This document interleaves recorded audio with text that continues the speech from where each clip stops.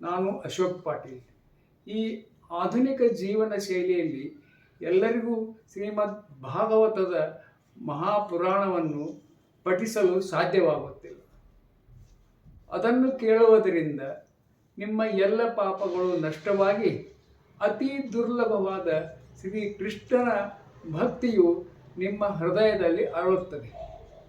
ಭಕ್ತಿಯಿಂದ ಮುಕ್ತಿ ಎಂಬ ನಮ್ಮ ಚಾನೆಲ್ನಲ್ಲಿ ನಾನು ದಿನಾಲೂ ಒಂದು ಭಾಗವತದ ಅಧ್ಯಾಯವನ್ನು ಪಾರಾಯಣ ಮಾಡುತ್ತೇನೆ. ನೀವು ಅದನ್ನು ಕೇಳಿರಿ ಮತ್ತು ನಮ್ಮ ಚಾನಲ್ಗೆ ಸಬ್ಸ್ಕ್ರೈಬ್ ಆಗಿರಿ, ಶೇರ್ ಮಾಡಿರಿ, ಕಮೆಂಟ್ ಮಾಡಿರಿ. ಧನ್ಯವಾದಗಳು.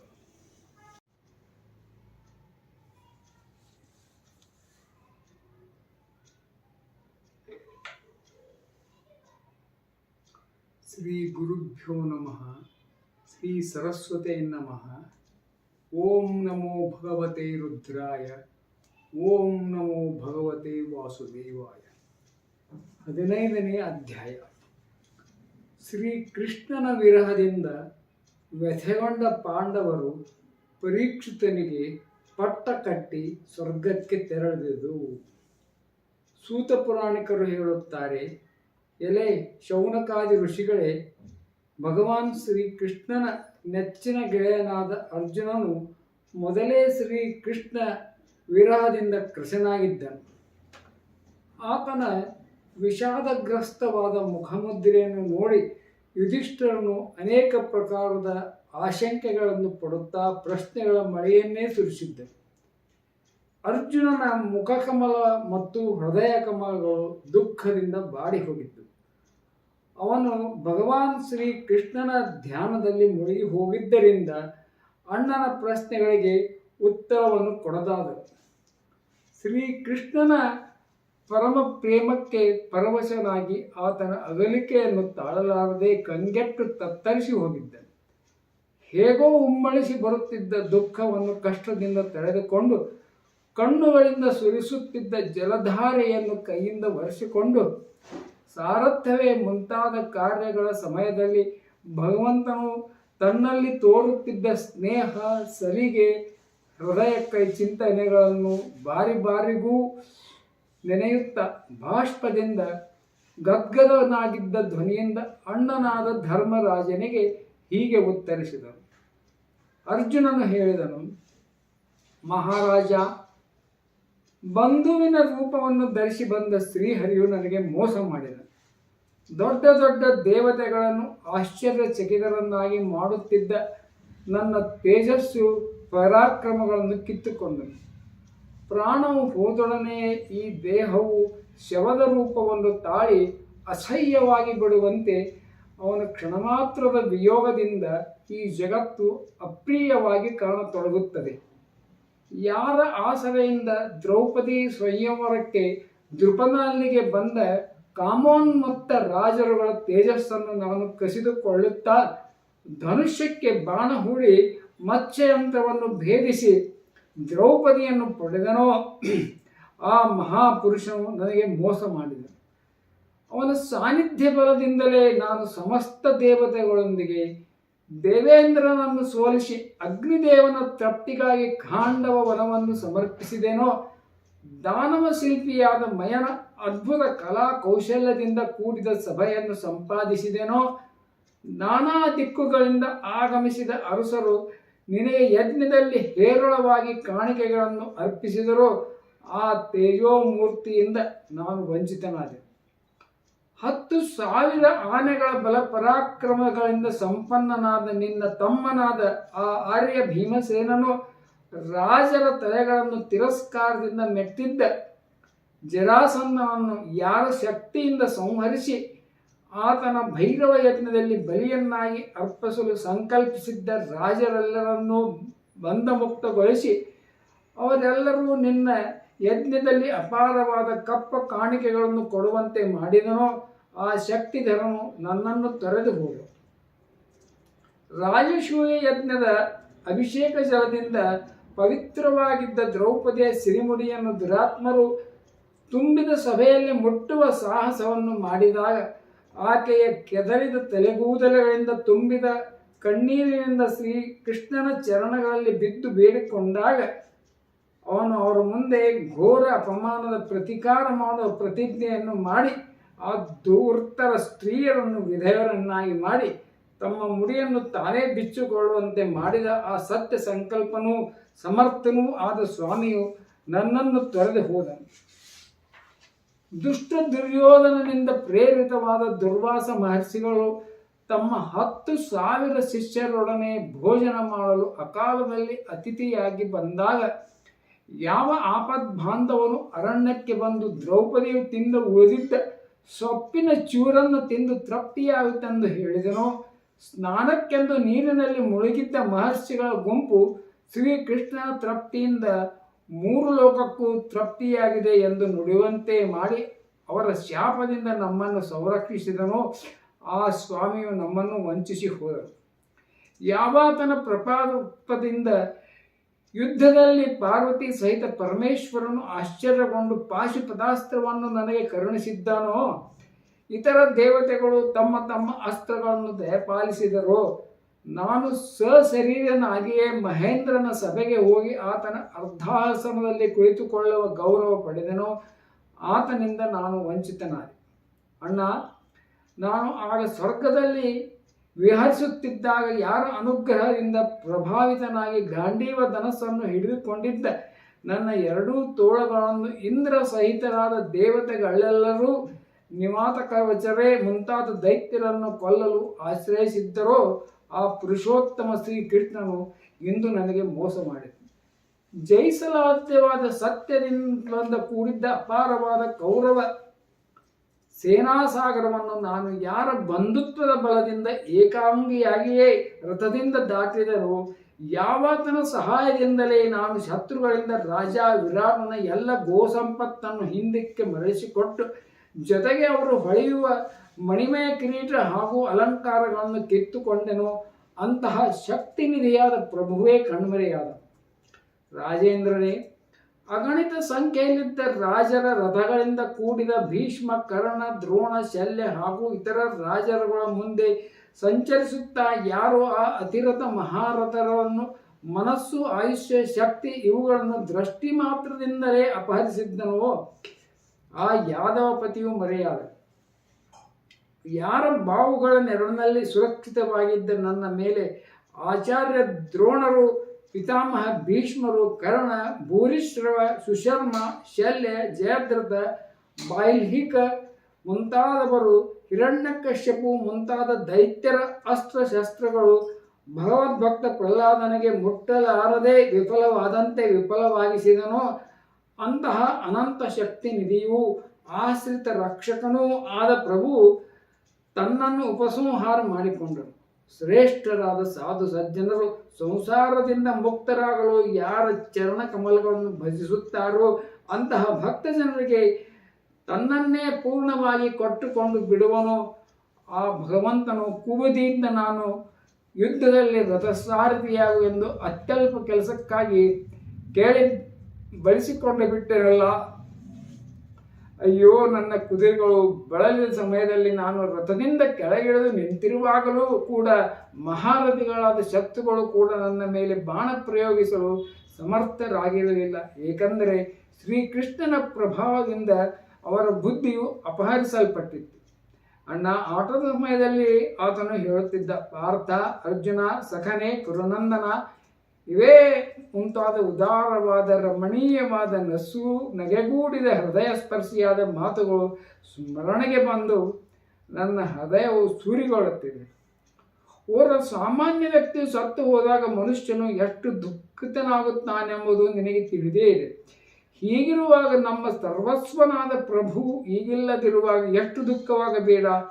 ಮಲಗುವಾಗ, ಕುಳಿತುಕೊಳ್ಳುವಾಗ, ತಿರುಗಾಡುವಾಗ, ಆತ್ಮಶ್ಲಾಘನೆ ಮಾಡಿಕೊಳ್ಳುವಾಗ, ಭೋಜನ ಮಾಡುವಾಗ, ನಾವಿಬ್ಬರೂ ಜೊತೆಯಲ್ಲಿಯೇ ಇರುವಾಗ, ಹೃದಯಕ್ಕೆ ಬಿಕ್ಕಿದ್ದರಿಂದ ಮಿತ್ರ ನೀನೇ ತುಂಬ ದೊಡ್ಡವನೋ ಎಂದು ನಾನು ತಿರಸ್ಕಾರದ ಮಾತುಗಳನ್ನು ಆಡಿದರೂ, ಅವನು ಮಹಾಮಹಿಮನಾಗಿದ್ದರಿಂದ ಮಿತ್ರನ ತಪ್ಪನ್ನು, ಮಿತ್ರನ ಮಗನ ಅಪರಾಧವನ್ನು ತಂದೆಯು ಸಹಿಸಿಕೊಳ್ಳುವಂತೆ ದುರ್ಬುದ್ಧಿಯಾದ ನನ್ನ ಎಲ್ಲ ಅಪರಾಧಗಳನ್ನು ಸಹಿಸಿಕೊಂಡಿದ್ದನೋ ಅಂತಹ ಕರುಣಾಮೂರ್ತಿ ಕಣ್ಮರೆಯಾದ.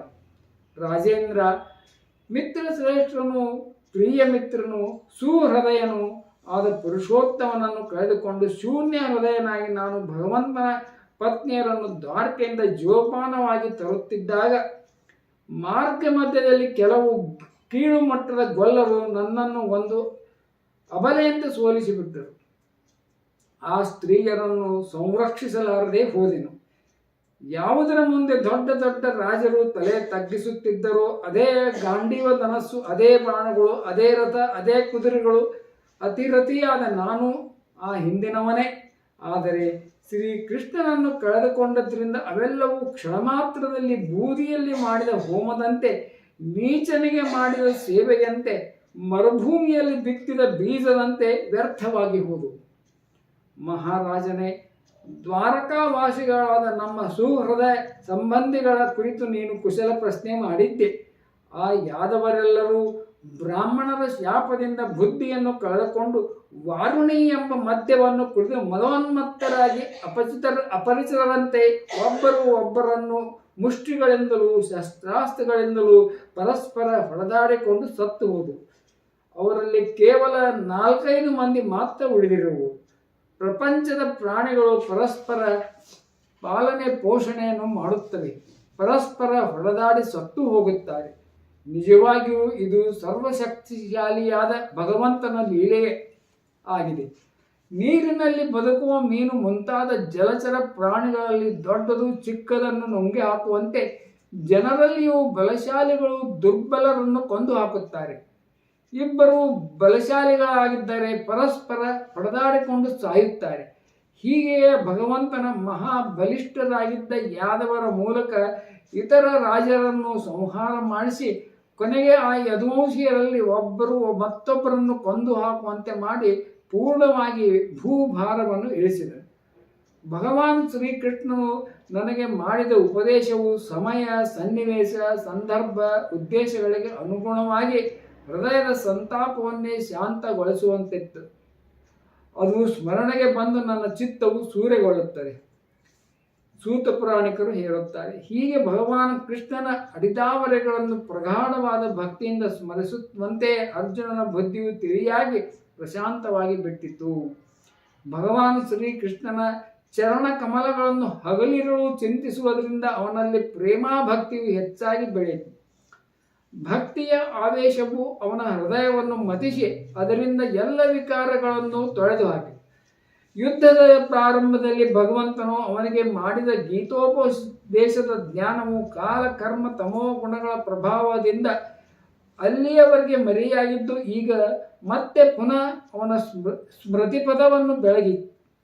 ಬ್ರಹ್ಮಜ್ಞಾನದ ಪ್ರಾಪ್ತಿಯಿಂದ ಮಾಯೆಯು ಆವರಣವು ಕಳಿಸಿಬಿತ್ತು.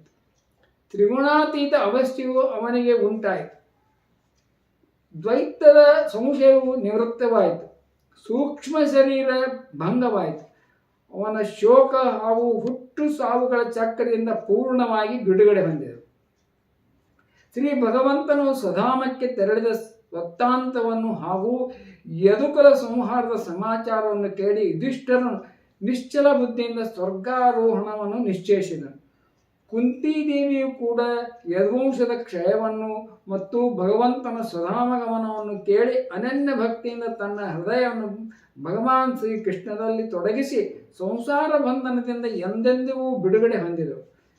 ಜನ್ಮರಹಿತನಾದ ಭಗವಂತನು ಮುಳ್ಳಿನಿಂದಲೇ ಮುಳ್ಳನ್ನು ತೆಗೆದು ಕೊನೆಗೆ ಎರಡನ್ನೂ ಎಸೆದು ಬಿಡುವಂತೆ ಲೋಕದೃಷ್ಟಿಯಲ್ಲಿ ಯಾವ ಯಾದವ ಶರೀರವನ್ನು ಪ್ರಕಟಪಡಿಸಿ ಅದರಿಂದ ಭೂಭಾರವನ್ನು ಇಳಿಸಿದ್ದನೋ ಆ ಶರೀರವನ್ನು ತ್ಯಜಿಸಿಬಿಟ್ಟನು. ಭಗವಂತನ ದೃಷ್ಟಿಯಲ್ಲಿ ಅವೆರಡೂ ಸಮಾನವೇ ಆಗಿವೆಯಷ್ಟೇ. ಓರ್ವ ನಟನಂತೆ ಮತ್ಸ್ಯಾದಿ ಅವತಾರ ಶರೀರಗಳನ್ನು ಸ್ವೀಕರಿಸುವ ಭಗವಂತನು ಭೂಭಾರವನ್ನು ಇಳಿಯಲು ಯಾದವ ದೇಹದಿಂದ ಭೂಮಿಗೆ ಇಳಿದಿದ್ದನೋ ಆ ಶರೀರವನ್ನು ಮರೆಮಾಡಿದನು.